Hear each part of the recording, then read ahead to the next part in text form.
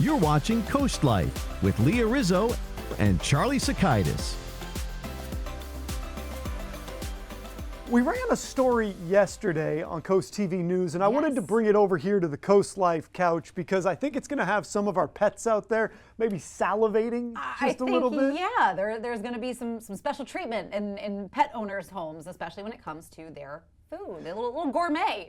Yeah, so listen to this. Blue catfish, and I'm just going to read off the script here.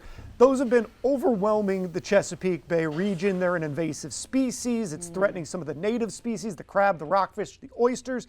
And now lawmakers from Maryland and Virginia, they're proposing this new pilot program. It would incentivize watermen to catch these blue catfish and then sell them to pet food or for pet food and other uses. Now the goal there is to reduce the population while also supporting the local seafood industry, and I'm sure there's a couple cats out there that say, I think that this is a good plan. Why don't you bring this on into the house? I think there are very much some kitty cats that are like, ooh, catfish sounds delicious tonight. But invasive species are so interesting, and I feel like a lot of people don't realize how much damage they can do so quickly because they don't have a natural predator in their waters immediate. People are like, their predators are like, who's that? We don't want that.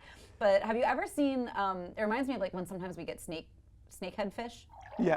Have you ever seen one? I have. They're terrifying. Weird looking. They're so weird. And they can basically, one of my first jobs, we had like a window over the studio, and there was a big like man-made pond out there, and we had the snakefish in the water there, and like you could see them thrashing around from all the way up in our window, and like they would sometimes almost get out of the water and like flop around out there, like they're wild. Everything in the water scares me. It just all, I don't know what's going on. I can't see what's happening under the water. But I say good riddance because in my opinion, catfish especially, like I've always been a little weirded out by fish. Like I feel like it was one of those first, like I saw a grouper at the aquarium and he was like 3 times my size as a kid, and I was like, you know what?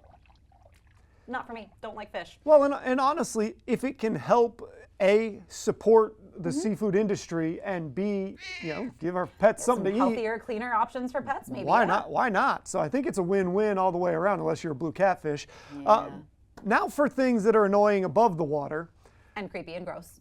Bugs. And my question is, and I know firmly where I stand on this, but what insect bothers you the most or is annoying? Because we've had flies sneaking into the studio lately. This is how this talker came Even up, when yes. I was on set on the news live the other day, I had to like swat one away.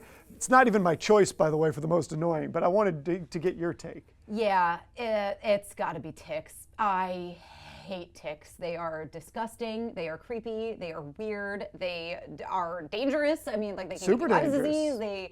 They're hard to get rid of. Like you have to flush them because if you've ever tried to like squish one, they don't squish. They don't squish, and they move in like slow motion. So you're like, how haven't I killed this bug yet? It's the Jason Voorhees of bugs. Literally. So I just. And if you have a dog that has a lot of hair and like a tick gets on the dog, and then you don't know that the tick is on the dog until it falls off, and it's like just fat and gross. That's just not good. I hate them. Plus, so you get the Lyme's disease portion of it, which is scary in its own right.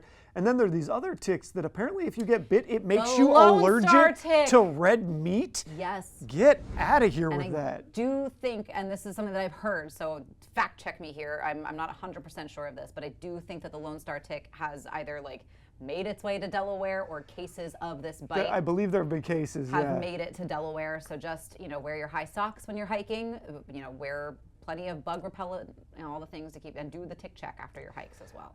Okay, so that's that mine. is the worst outcome is if any of those things happen to you, which makes them pretty high on the list. But I get just swarmed by mosquitoes. So I am going, They're a top tier irritating I bug. want the mosquito gone. We could just get rid of all mosquitoes tomorrow and I'll take the environmental hit, whatever it does to the rest of the world. Charlie, I don't personally. care because I know that different types of blood types attract them more. Whatever it is, I have the one that gets them. We were out Friday night. My wife didn't get bit at all. I got savaged by mosquitoes, and for the entire weekend, I'm like tearing my legs off as I'm trying to get these itching bites to go away. It's awful. Yeah, that's the one downside. Like, we've got so many amazing areas to hike and walk around in our area, but this time of year, it's rough because so much of it is near like low-lying still water, and the mosquitoes are like, feast. Well, and my time in Alaska, where we refer to mosquitoes as the state bird because up there they're huge. And we used to go hiking and stuff, and there were places you would go where you need a full-on mosquito net around you to even have a chance to go, because you will be in trouble.